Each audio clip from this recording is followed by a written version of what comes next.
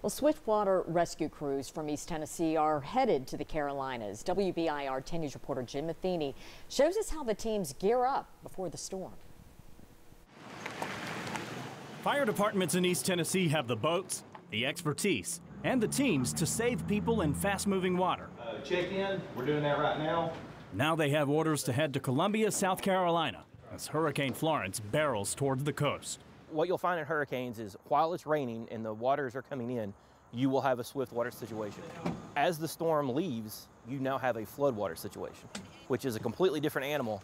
You go from rapidly moving water to stagnant water that people may or may not be able to navigate easily. Teams from fire departments in Knoxville, Gatlinburg, Pigeon Forge, and Sevierville found out they were bound for the Carolinas late Tuesday night. By Wednesday morning, they were meeting at TEMA's Knoxville office for a final briefing on everything from the best apps to find gas stations to getting tetanus shots before exposure to floodwaters. They also loaded up on extra cases of bottled water, snacks, and boxes of 5-minute meals. Most of these rescue workers have done this before.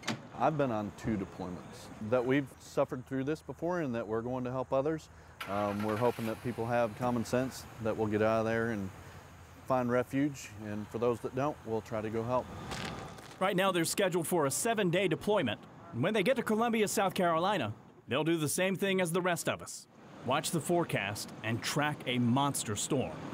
You know, we've not even made landfall. We're going to go in advance of the storm, ride it out, and then deploy forward from there as needed. So there's just a tremendous amount of uncertainty.